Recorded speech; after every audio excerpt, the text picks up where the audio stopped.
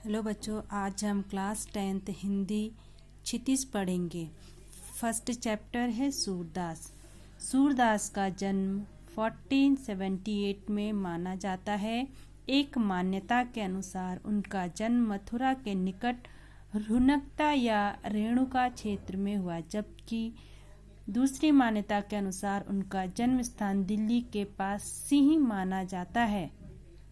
महाप्रभु वल्लभाचार्य के शिष्य सूरदास अष्टछाप के कवियों में सर्वाधिक प्रसिद्ध हैं।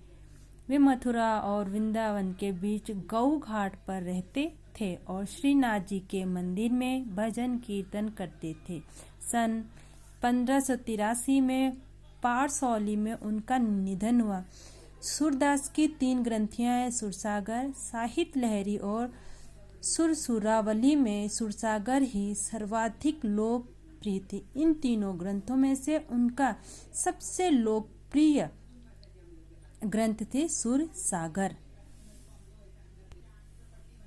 आज हम सूरदास जी के पद सुरसागर से जो 4 पद लिए गए हैं उनका अर्थ समझेंगे।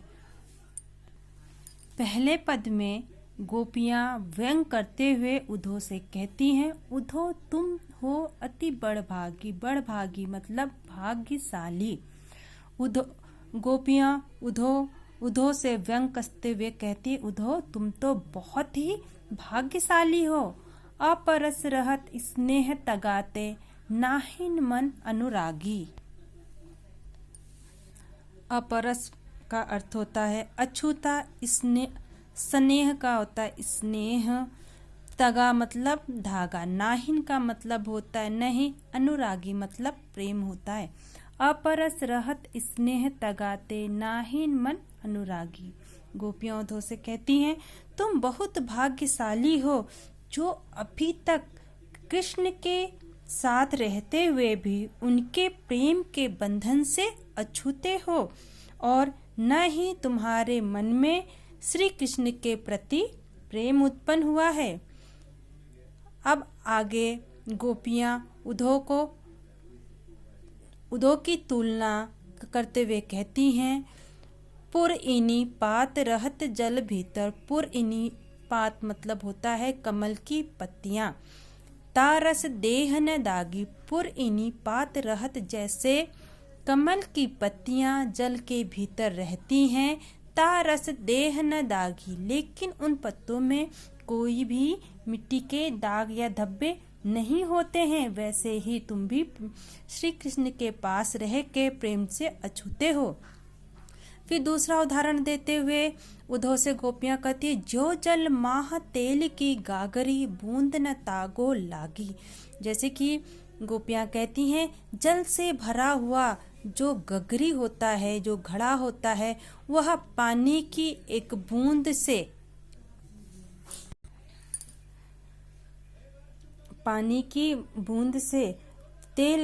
तेल पानी के प्रभाव से अप्रभावित होता है। प्रीति नदी में पाओ न बोरियो। अब इसमें उद्धव से गोपियां कहती हैं, तुमने तो अपने जीवन में प्रीति नदी, प्रेम की नदी में पाओ मतलब पैर, बोरियो मतलब डुबाया। तुमने अभी प्रेम की नदी में अपने पैर को डुबोया ही नहीं है। दृष्टि न रूप परागी। तुमने अपनी दृष्टि से श्री कृष्ण के सौंदर्य तक को नहीं देखा है। तुम अभी तक अपने कृष्ण के प्रेम से तुम अभी अछूते हो, तुम दूर हो। सूरदास अबला हम भोरी, गुर चाटी जो पागी। सूरदास जी कहते हैं, अब अबला मतलब असहाय नारी, भोरी मतलब भोली। गोपियां कहती हैं, हे उद्धव हम तो भोली भाली अबलाएं हैं, हम तो भोली भाली अबलाएं, हमें तो तुम्हारी तरह कोई ज्ञान प्राप्त नहीं है। गुड़ चाटी जो पागी। जिस प्रकार चींटियां गुड़ से चिपक जाती हैं, ठीक उसी प्रकार हम भी श्री कृष्ण के प्रेम में उलझ गए हैं, हम लिपट गए हैं। अब हम दूसरा पद पढ़ते। मन की मन ही मांज रही, कहिए जाए कौन पे उठो, नाही परत कहीं अवधि आधार आस आवन की तन मन बिथा रही। अब इन जोग संदेशनी सुनी सुनी बिरहनी बिरह दही। चाहती हुती गुहारी जितही तय उत्ते धार बही। सूरदास अब धीर धरही क्यों मर ज्यादा न लन्ही। मांझ मतलब मन के अंदर ही कश्मकश में रहना। कहिए जान, गोपियां उद्धव से कहती हैं कि हे उद्धव, हम तो मन ही मन अभिलाषाएं कर रहे हैं, हम तो मन ही मन हमारे मन में ही, हमारे मन की बात हमारे मन में ही रह गई है। कहिए जाई कौन पे उदो, ना ही परत कहिए। अब इसमें गोपियां कहती हैं, हम श्री कृष्ण से यह कह भी नहीं पाए कि हम उनसे कितना प्रेम करते हैं। अवधि आधार आस आवन की तन मन बिथा सही। अवधि मतलब समय, आधार मतलब आधार, आस मतलब आसन करना, आवन मतलब आने की, तन मन विथा, विथा मतलब व्यथा। हे उद्धव, अब तुम ही बताओ, हम अपनी यह व्यथा किसे जाकर कहें। अब तक उनके आने की आशा ही हमारे जीवन का आधार है। अब इन जोग संदेश ने सुनी सुनी बिरही बिरह दही। संदेशनी, संदेशनी का अर्थ होता है योग के संदेश को। विरहिनी, वियोग में जीने वाली। वीरदही, विरह की आग में जल रही हूँ। अब इसमें उद्धव से गोपियां कहती हैं कि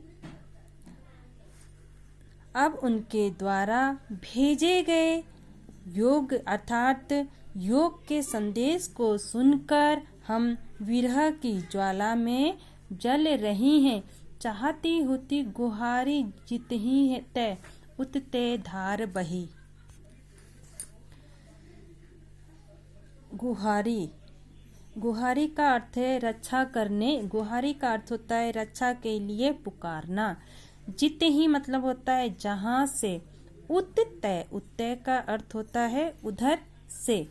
धीर धरही, धीर धरही का होता है धैर्य रखना, धारण करना। मर्यादा, मर्यादा। अब इस पंक्ति में गोपियां उद्धव से कहती हैं, हम जहां से भी श्री कृष्ण के विरह की ज्वाला में से अपनी रक्षा करने के लिए सहारा चाह रहे थे, उधर से ही योग की धारा बहती चली आ रही है। उत्ते धार, उधर से ही योग की धारा बहती चली आ रही है। सूरदास अब धीरे धरही क्यों मर ज्यादा न लही।